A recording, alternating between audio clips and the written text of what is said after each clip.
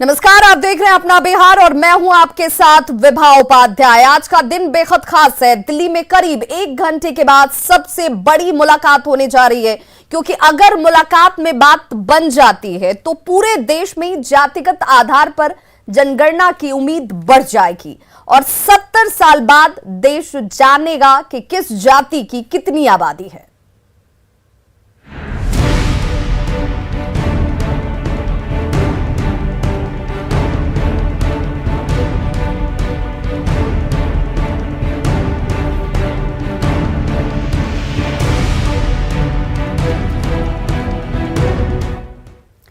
तो 1 घंटे बाद सबसे बड़ी मुलाकात जो है वो होने जा रही है और जातीय जनगणना पर प्रधानमंत्री के साथ ये मुलाकात बिहार का प्रतिनिधि मंडल करता हुआ नजर आएगा।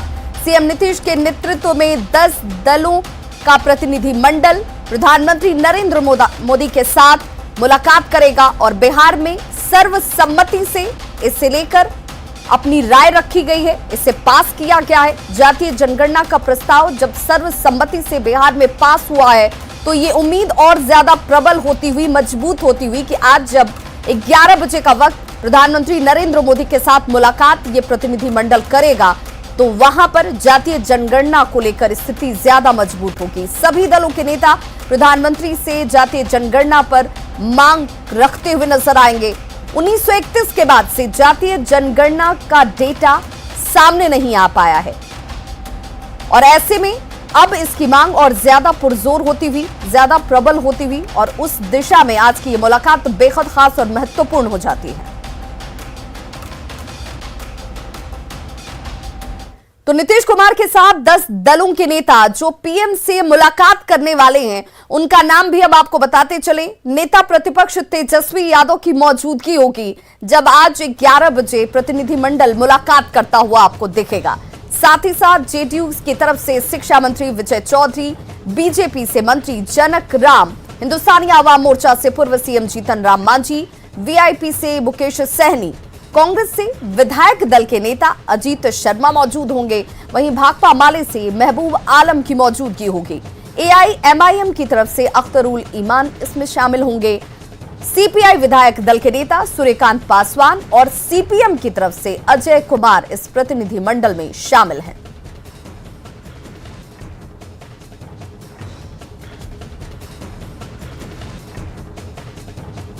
तो देखिए, ये वो तमाम चेहरे हैं और पार्टियों का प्रतिनिधित्व करते हुए आपको नजर आएंगे जब अब से तकरीबन 1 घंटे के बाद प्रधानमंत्री नरेंद्र मोदी के साथ मुलाकात होने वाली है। जातीय जनगणना आखिर क्यों इतनी खास हो जाती है, क्यों इसे लेकर राजनीतिक पार्टियां जोर दे रही हैं, ये तमाम विषय जो हैं इस वक्त आम जनता, बिहार के दृष्टिकोण से नहीं पूरे देश को लेकर के तमाम पार्टियों की तरफ से ये दावा किया जा रहा है कि ये बेहद जरूरी है, बेहद महत्वपूर्ण है और ये क्यों होना चाहिए। इसे लेकर अब से कुछ वक्त बाद यानी तकरीबन 1 घंटे के बाद जब प्रधानमंत्री से ये मुलाकात होगी, उस मुलाकात में क्या बात होती है। हालांकि बीजेपी का यह तर्क है कि उम्मीदों के साथ ये मुलाकात होने वाली है, प्रधानमंत्री तक हम इस बात को रखेंगे। उस प्रतिनिधिमंडल का हिस्सा हम भी हैं जिसमें तमाम पार्टियां शामिल हैं। बिहार के मुख्यमंत्री नीतीश कुमार इसकी अगुवाई कर रहे हैं और उनके नेतृत्व में सभी लोगों की तरफ से इस मांग को रखा जाएगा कि बिहार के विकास के लिए भी ये कितना खास हो जाता है। एक लंबा वक्त हुआ है, 1931 के बाद से आज तक जातीय जनगणना जो है वो नहीं कराई गई, उसका डेटा सार्वजनिक नहीं हुआ और ऐसे में ये बेहद महत्वपूर्ण है कि इसे लेकर एक बार फिर से स्थिति साफ हो पाए ताकि सभी का प्रतिनिधित्व बराबर हो, उनका विकास सही तरीके से हो और विकास को लेकर के इन लोगों की भागीदारी कितनी हो ये सुनिश्चित करने में आसानी और सहूलियत हासिल हो सके। तो प्रधानमंत्री से इस मुद्दे पर मुलाकात करने के लिए जब सभी नेता दिल्ली पहुंच चुके हैं, सीएम नीतीश कुमार ने यह कहा है कि जातिगत जनगणना बेहद जरूरी है क्योंकि इससे सरकार को फैसला लेने में आसानी होगी। हम लोग सोचते हैं कि ये सबके हित में है, पूरे देश के हित में है और ये ऐसी बात नहीं है कि सिर्फ बिहार के लोगों की इच्छा है, ये पूरे देश के लोगों की इच्छा है कि जाति आधारित जनगणना कम से कम एक बार तो जरूर कर देना चाहिए ताकि सब चीज़ों के बारे में पूरी जानकारी हो जाए और उससे लोगों को सुविधा हो जाए और सरकार को भी किसी भी निर्णय को लेने में सहूलियत। तो बीजेपी की तरफ से बिहार सरकार में मंत्री जनक राम ने मुलाकात को लेकर सकारात्मक उम्मीद जताई है। लगता है कि सबका अलग अलग सोच है, अलग अलग दल की अपनी विचार होती है, लेकिन बिहार में 13 करोड़ जो आबादी है उस आबादी के प्रति सब लोग चिंतित है, उनका सोच जायज़ है। लेकिन अब तो मांग ये राज्य का नहीं है, देश के प्रधानमंत्री जी के हाथों में है और बिहार के मुख्यमंत्री जी ने अपनी मांग को रखते हुए और हम सब के साथ ये बात होगी। और मुझे लगता है कि देश के प्रधानमंत्री जी ने बार बार कहते रहे कि पूर्वांचल राज्य का जब तक विकास नहीं होगा, जैसे उड़ीसा है, बंगाल है, बिहार है, तो विकास के कड़ी में देश के प्रधानमंत्री जी ने कई ऐसे योजनाएं चलाए जो बिहार मुख्य धारा में जुड़ पाए। तो इस कड़ी में मुझे लगता है कि देश के प्रधानमंत्री जी जो भी निर्णय लेंगे बिहार के मुख्यमंत्री जी को ध्यान में रखते हुए, तो मुझे लगता है कि वो हम सबका मान्य होगा। तो देखिए, जातिगत जनगणना को लेकर के सिर्फ ये बिहार के लिए महत्वपूर्ण नहीं है, ये पूरे देश के परिप्रेक्ष्य में खास हो जाती है और इसी का जिक्र तमाम राजनीतिक दलों के नेताओं की तरफ से किया जा रहा है। और इसीलिए आज जब बिहार का ये प्रतिनिधिमंडल प्रधानमंत्री नरेंद्र मोदी के साथ मुलाकात करने वाला है, इस पर सबकी निगाहें टिकी हुई है। हमारे साथ आज गेस्ट पैनलिस्ट इस पर बड़ी चर्चा करने के लिए जुड़े हुए हैं, उनका तारुफ में सबसे पहले कराते चलूं। हमारे साथ असित नाथ तिवारी जी, कांग्रेस प्रवक्ता है, वो जुड़ गए हैं। बहुत बहुत स्वागत है असित नाथ जी आपका। अरविंद निषाद, जेडीयू प्रवक्ता है, आपका भी बहुत स्वागत है सर। प्रेम रंजन पटेल, बीजेपी नेता, सर आपका भी बहुत स्वागत। और श्रीराज गुड़ी, वरिष्ठ पत्रकार हैं, इनसे भी हम जानेंगे कि आखिर राजनीतिक पार्टियां इस जातीय जनगणना को लेकर इतना जोर क्यों दे रही हैं, इसके मायने क्या हैं और ये कितना जरूरी हो जाता है जब 1931 के बाद आज तक ये नहीं हुआ, यानी कि 90 सालों का एक बड़ा अंतराल रहा है। और इन तमाम विषयों पर चर्चा की जाएगी। हमारे साथ आरजेडी प्रवक्ता मृत्युंजय तिवारी भी जुड़ेंगे। और ये तमाम पार्टियों की तरफ से आज जब मुलाकात प्रधानमंत्री की तरफ से होने वाली है, तो कितने आश्वस्त हैं इसे लेकर कि ये फैसला जो है वो पक्ष में होगा, जातीय जनगणना को लेकर केंद्र सरकार अपनी सहमति देगी या फिर राज्य सरकारें इसे अपने स्तर से कराने के लिए स्वतंत्र होंगी, इस पर भी सहमति क्या बनती हुई नजर आती है। श्रीराज गुड़ी जी, मैं आपसे ही जानना चाहूंगी कि क्या वजह है जिस वजह से राजनीतिक पार्टियां इस पर ज्यादा जोर दे रही हैं? जातीय जनगणना क्या सचमुच विकास के आयाम को या विकास को परिभाषित करने के लिए या सही प्रतिनिधित्व के लिए जरूरी हो जाती हैं? और अब तक जो प्रतिनिधित्व दिया गया, क्या वो इसे जस्टिफाई कर रहे हैं? जी, एक बात तो बिल्कुल साफ है कि यहाँ पे जो जातीय जनगणना होने के बाद जिसको प्रॉफिट होगा, जिसको बेनिफिट होगा, जिसके फायदा होगा, ये बात अब नहीं बता सकते।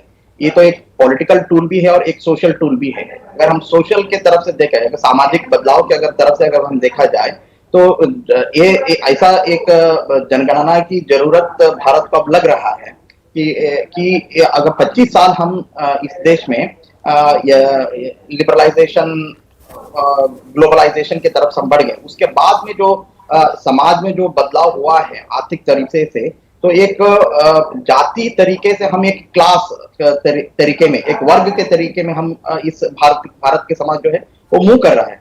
अगर उस समय की अगर स्थिति को हम देखा जाए, तो यहाँ अब मुझे लग रहा है कि 1931 की से अब 90 साल में जो है तो आर्थिक जनगणना एक जरूरी बात होगी। दूसरी बात जो है, जो पार्लियामेंट में रिसेंटली जो एक बिल पास की है, उसके तरफ से राज्य जो है वो स्वतंत्र है ओबीसी के जो अपनी लिस्ट के निर्धार करने के लिए। अगर यहाँ पे हिस्टोरिकली हम देखा जाए, तो काका कालेलकर स्वतंत्र के बाद में एक काका कालेलकर की रिपोर्ट आई, उसके बाद में बीपी मंडल कमीशन की रिपोर्ट आई।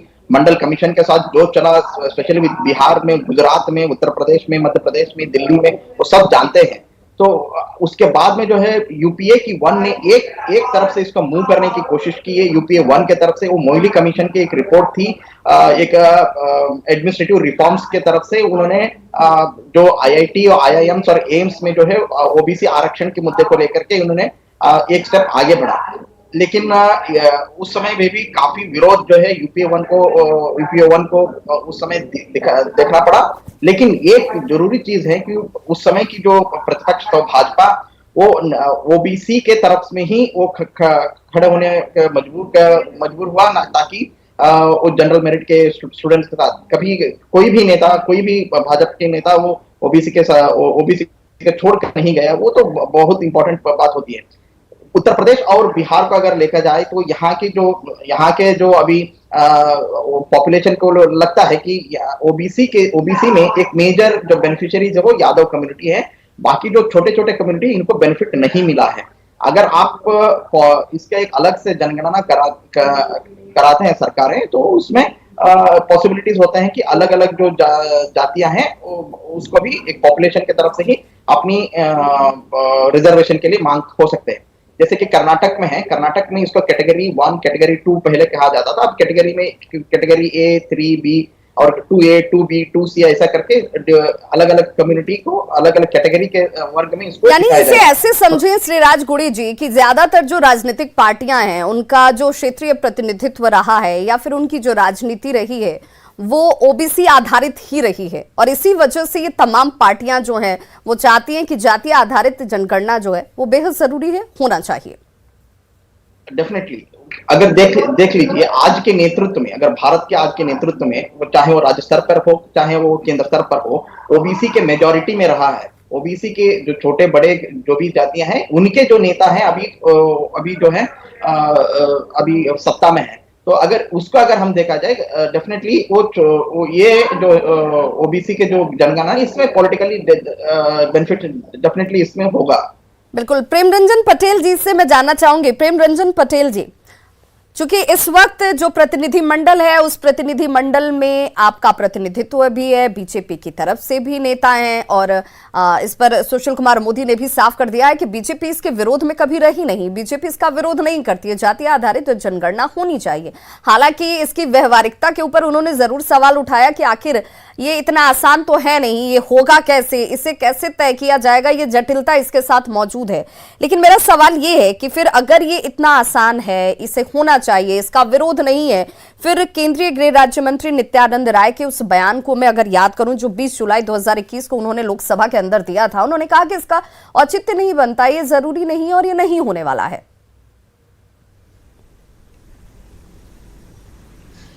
देखिए, सुशील मोदी जी ने ठीक कहा कि हम लोग कभी जातीय जनगणना का विरोध नहीं किए हैं। आप देखें कि 2011 का जब जनगणना हो रहा था उस समय भी जाति आधारित गणना कराने की बात हुई थी और हुआ भी था।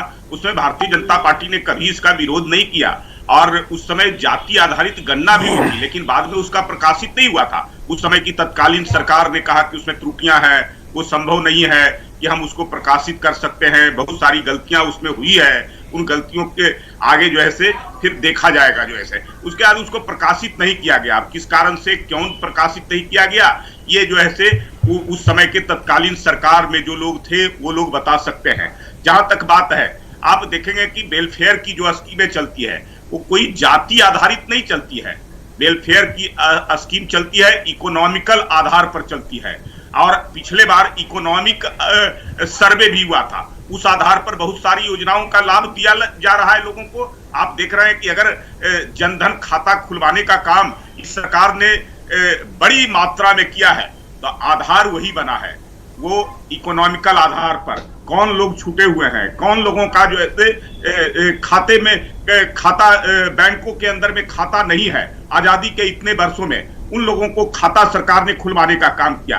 आज जो ऐसे लोगों को अगर प्रधानमंत्री जन कल्याण योजना के तहत अगर सस्ते दर पर और मुफ्त में अनाज दिया जा रहा है तो आधार इकोनॉमिक है, कोई जाति आधारित नहीं है। अगर गैस का कनेक्शन 9 करोड़ लोगों को हमने देने का काम किया है इस सरकार ने, तो आधार इकोनॉमिक है कि कौन विकर सेक्शन है, कौन आर्थिक रूप से गरीब है, आर्थिक रूप से जो ऐसे अक्षम है, वैसे व्यक्ति को जिसकी आवश्यकता है उन आवश्यकताओं को हम पूरा करने का काम करेंगे। मान लिया जाति कोई आधार नहीं किया गया। मान लिया प्रेम रंजन पटेल जी की जो योजनाएं चलती हैं, जो लोगों तक योजनाएं पहुंचती हैं या जिसका मकसद लोगों को बराबरी के साथ उन तक उन योजनाओं को पहुंचाने का है, तो फिर क्यों आपकी सहयोगी पार्टी ही इस पर यकीन नहीं कर पा रही है, क्यों वो इससे सहमत नहीं है? सीधे रुक कर लेते हैं हम अपने सहयोगी अमितेश का, जो हमारे साथ इस वक्त लाइव जुड़ गए हैं दिल्ली से। और देखिए ये तस्वीरें आपके सामने, ये वो सेंटर पॉइंट है जहां पर हलचल सबसे खास, सबसे तेज। नहीं तो वो तो माननीय मुख्यमंत्री जी के नेतृत्व में माननीय प्रधानमंत्री जी से मिलने के लिए जा ही रहे हैं और हम लोग तो चाहते हैं कि जातिगत जनगणना हो, जिसमें बिहार विधानसभा से दो बार पास हो गया और एनडीए के सभी नेता और यूपीए के सारे नेता ने पास किए हैं। तो मुझे लगता है कि केंद्र सरकार इस पर पुनः विचार करेंगे। पहले भी केंद्र सरकार के द्वारा हो चुका है, किसी कारण वो नहीं पब्लिश हो पाया, लेकिन मुझे पूरा यकीन है कि जातिगत जनगणना होगा। चलिए, तो मुकेश सहनी है जो कि बिहार सरकार में मंत्री हैं, ये निकल रहे हैं। इसके अलावा बीएस चौधरी हैं, अजीत शर्मा हैं, सभी लोग यहाँ से निकल रहे हैं, सीधे प्रधानमंत्री कार्यालय जा रहे हैं। यहाँ पर मुलाकात होगी प्रधानमंत्री से उनकी। अजीत शर्मा जी, आप लोग जा रहे हैं प्रधानमंत्री से मुलाकात करने, क्या आप लोगों की डिमांड होगी? डिमांड तो है वो जातीय आधारित जनगणना का, और हम लोग पूरा विश्वास है कि पूरा हम लोग विपक्ष रहे कि पक्ष रहे, सभी लोगों ने विधानसभा में पारित किया और जा रहे हैं। हम लोग को उम्मीद है कि वो भी मानेंगे। तो सभी यहाँ से लोग जो बिहार निवास में थे निकल रहे हैं, पूर्व सीएम जीतन राम मांझी हो या फिर मुकेश सहनी, बीएस चौधरी, अजीत शर्मा, सभी नेता यहाँ से निकल रहे हैं। प्रधानमंत्री कार्यालय पहुंचेंगे, जहां पर नीतीश कुमार के नेतृत्व में जो डेलीगेशन मुलाकात करेगा उसमें इन लोगों की तरफ से अपनी बात कही जाएगी और जाति आधारित जनगणना की मांग एक बार फिर से दोहराई जाएगी। इस बार सभी लोग चूंकि साथ हैं, सभी दल के नेता साथ हैं, इसलिए केंद्र सरकार के ऊपर दबाव बनाने की उनकी कोशिश होगी और लगातार इनकी तरफ से मांग की जा रही है कि जाति आधारित जनगणना होनी चाहिए। उसी के मद्देनजर सभी नेता निकल रहे हैं बिहार निवास से। बिल्कुल, बिहार निवास की तस्वीरें हम दिखा रहे हैं अपने सहयोगी अमितेश के जरिए आप तक, और देखिए कि ये तस्वीर इसलिए बहुत खास, बेहद महत्वपूर्ण है क्योंकि ये सिर्फ बिहार की राजनीति पे असर नहीं डालने वाली है, इसका असर जो है वो देश पर पड़ेगा। लोग इस मांग को ज्यादा पुरजोर तरीके से रखने की दिशा में एक कदम और आगे बढ़ेंगे अगर आज इस मुलाकात के बाद इसके पक्ष में फैसला आता है या इसे लेकर सकारात्मक कोई चीज नजर आती है। तो हमारे साथ अजितनाथ तिवारी जी जुड़े हुए हैं। अजितनाथ तिवारी जी, कितने आश्वस्त हैं, क्योंकि ये पहली बार ऐसा मौका है जब नीतीश कुमार के साथ सभी पार्टियों का प्रतिनिधिमंडल मौजूद है, सबकी एक मत है, एक राय है, एक विचार है कि जातिगत जनगणना जरूरी है, विकास के लिए जरूरी है, प्रतिनिधित्व के लिए जरूरी है और ये होना चाहिए। आप कितने आश्वस्त? विभा उपाध्याय जी, ये सच है कि विकास के क्रम में कुछ जातियां और उपजातियां पिछड़ी रह गई हैं और हमें उनकी पहचान करके उनको आगे लाने की कोशिश करनी चाहिए और ये कोशिश हो ही रही है। 2011 में प्रेमरंजन जी ने जो चर्चा की, जातीय जनगणना करवाई गई थी, 2012 तक ये जनगणना हुई थी। इसमें कुछ तकनीकी खराबी आ गई। उपजाति और जाति समूह को लेकर अलग अलग राज्यों से उन जाति के लोगों ने ही, उपजाति के लोगों ने ही कई शिकायतें दर्ज करा दी।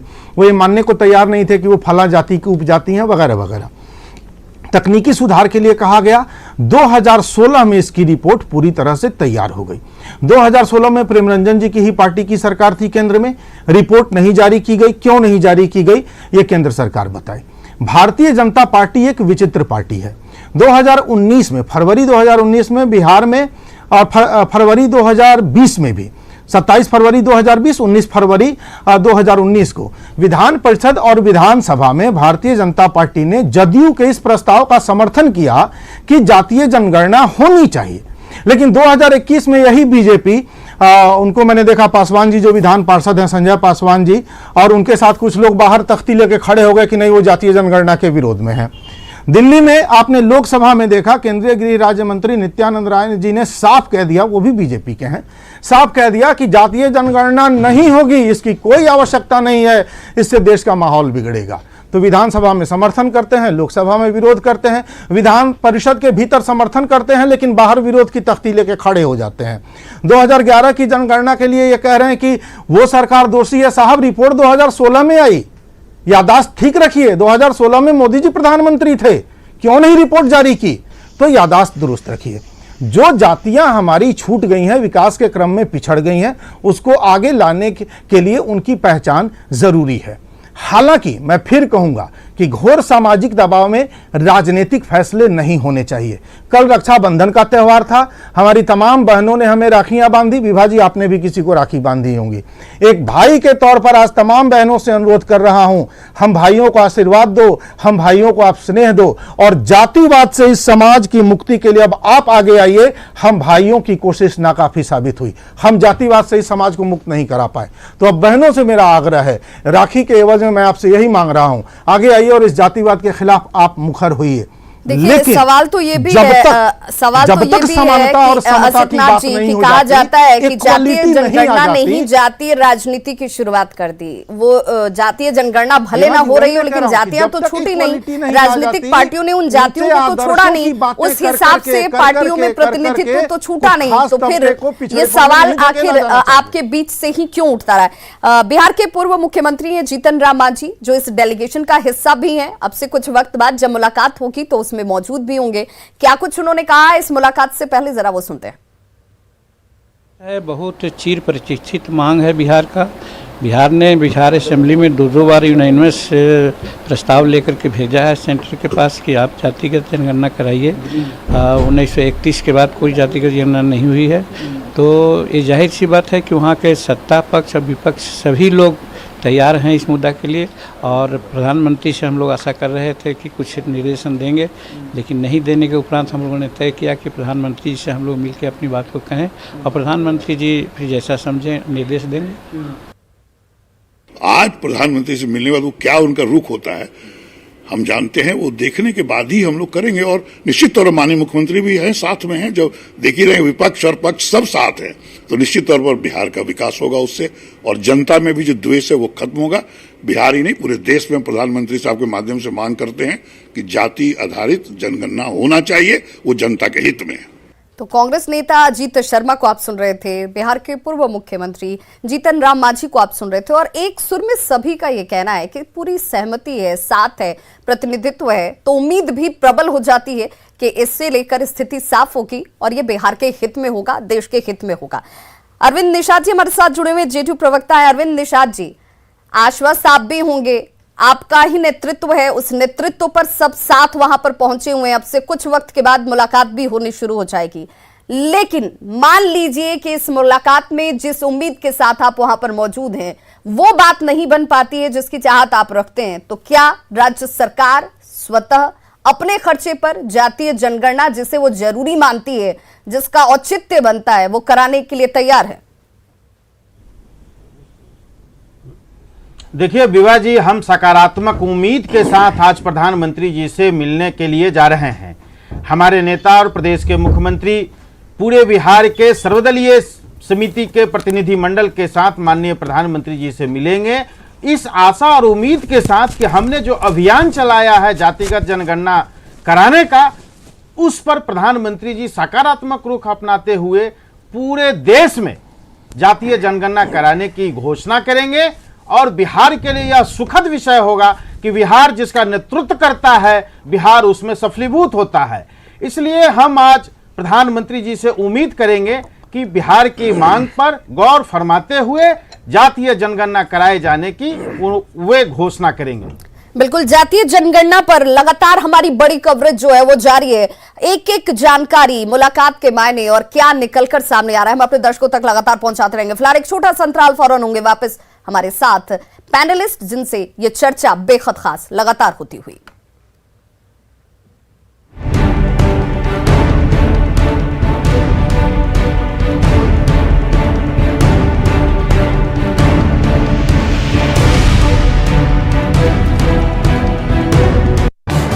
इस न्यूज हेडलाइंस के प्रायोजक पेट सफा आयुर्वेदिक जूस। पेट सफा, हर रोग दफा।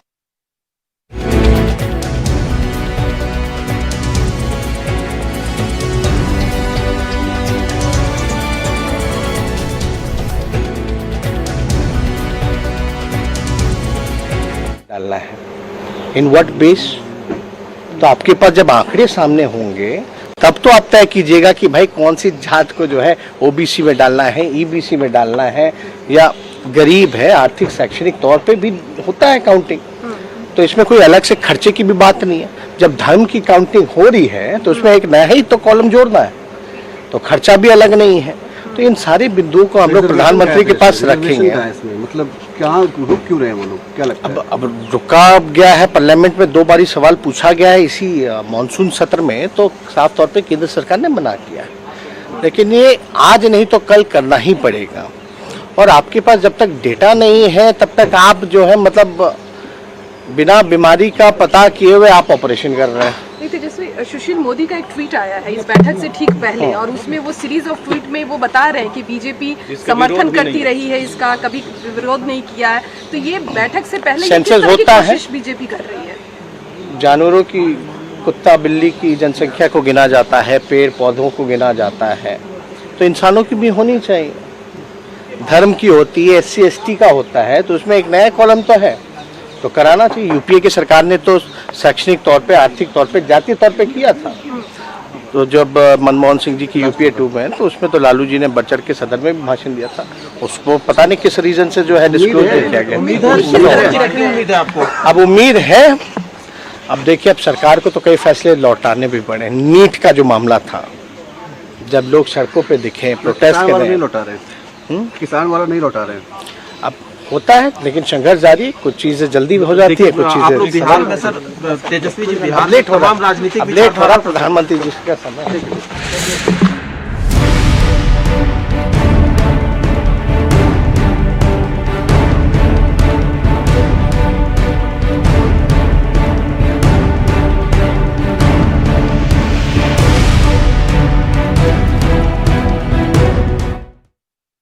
किया है पीएम मोदी से नीतीश कुमार की मुलाकात 23 अगस्त को होगी।